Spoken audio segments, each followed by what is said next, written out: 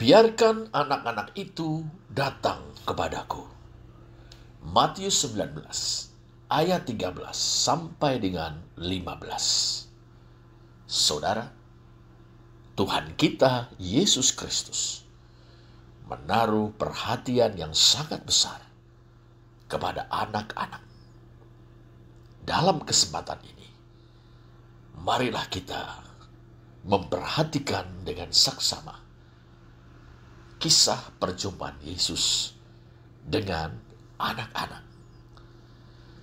Dalam Matius 19 ayat 13a kita membaca, lalu orang membawa anak-anak kecil kepada Yesus.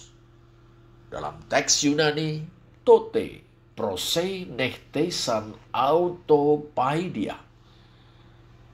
Kita dapat menerjemahkannya pula, pada waktu itu anak-anak kecil dibawa kepadanya. Kata Yunani yang diterjemahkan anak-anak kecil adalah paidia, bentuk jamak dari paidion. Anak kecil dan bayi tercakup di dalamnya. Siapa yang membawa mereka kepada Yesus? Dalam TBLAI atau terjemahan baru Lembaga Alkitab Indonesia dikatakan orang. Ini merupakan kesimpulan yang logis dari kata kerja pasif proseneteisan. Yang dibawa kepada Yesus adalah anak-anak kecil, sangat mungkin termasuk bayi-bayi. Fokus Matius 19 ayat 13 adalah pada perjumpaan anak-anak kecil dengan Yesus dari Nazaret yang termasyhur itu. Tetapi bolehlah kita bertanya, siapa yang membawa mereka kepada Yesus? Jawaban sederhana dan masuk akal, orang. Tentu ada hubungan tertentu antara orang yang secara logis lebih dari satu dan anak-anak kecil itu, saudara. Hubungan yang dekat, hangat, penuh kasih sayang. Bisa hubungan antara orang tua dan anak. Bisa juga hubungan antara kakek, nenek, dan cucu. Bahwa mereka membawa anak-anak kecil itu kepada Yesus, tentu karena mereka sedikit banyak tahu tentang Yesus dan memiliki harapan tertentu kepadanya. Laki-laki bersandal dari Nazaret yang gemar jajah Deso Milangkori dalam rangka memberitakan Injil Kerajaan Allah dan mengajak umat untuk bertobat itu telah menampakkan wajah rahmani Allah kepada Am Haaretz atau penduduk negeri, alias kaum abangan yang mayoritas terdiri dari kaum miskin atau petokoi, orang-orang berdosa atau hamartoloi, dan orang-orang yang malang karena sakit penyakit yang tidak tersembuhkan dan dibelenggu oleh setan-setan.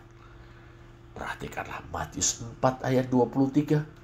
Dan 9 ayat 35. Melalui dia, di dalam dia, Yesus dari Nazaret itu, Allah mengulurkan tangannya untuk merangkul kaum yang terbuang dan membebaskan kaum yang tertindas.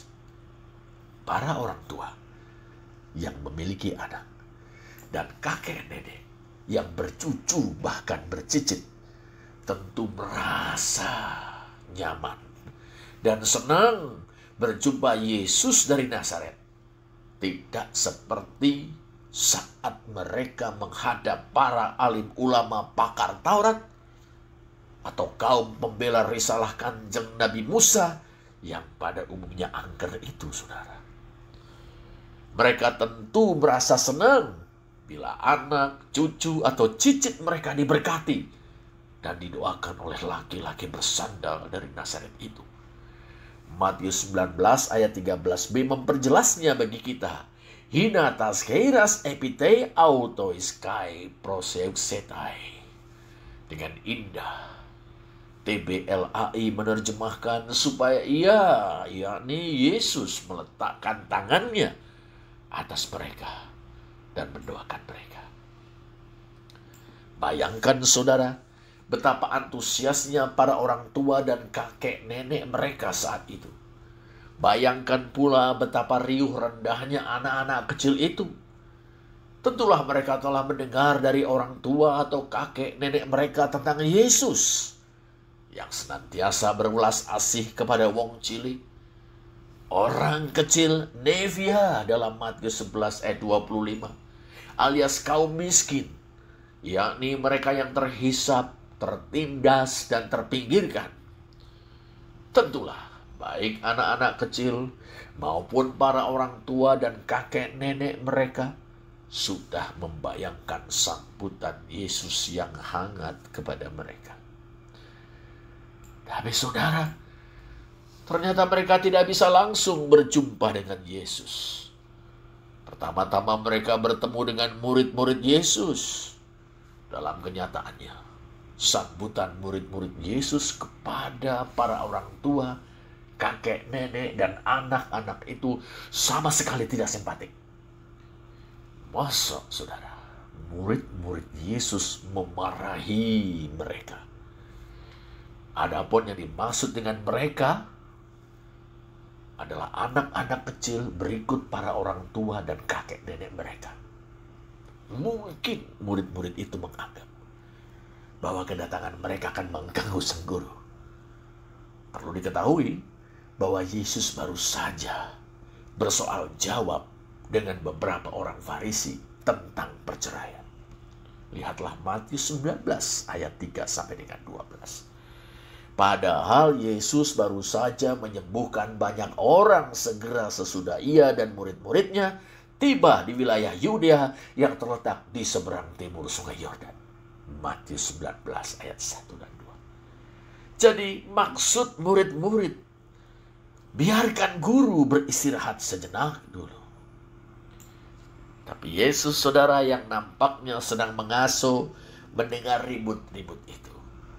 Tentu saja jiwanya yang welas asih itu tergugah. Wong cilik yang terdiri dari para orang tua dan kakek nenek bersama anak-anak kecil mereka berusaha menemui dirinya. Sesungguhnya ia memiliki perhatian khusus kepada anak-anak kecil dan orang tua serta kakek nenek mereka. Bukankah dulu, saudara, ketika ia masih kecil, berusia sekitar 2 tahun, banyak anak laki-laki, pais dalam teks Yunani, banyak anak laki-laki di Bethlehem dan sekitarnya menjadi korban tumpas kelor Herodes. Gegara raja yang lalim itu bermaksud membunuh dirinya. Simaklah Matius 2 ayat 16 sampai dengan 18. Bukankah ia selamat? Sempat dilarikan ke Mesir oleh kedua orang tuanya. Sementara anak-anak itu mati disembelih oleh anak buah Herodes di depan mata para ayah dan ibu serta kakek dan nenek mereka yang hanya bisa menjerit dan menangis, dihela oleh kesedihan, kemarahan, dan ketakutan, namun tidak bisa berbuat apa-apa. Bagi laki-laki dari Nazaret itu, saudara, anak-anak yang mati disembelih berikut orang tua dan kakek nenek mereka adalah sanak kadangnya sendiri.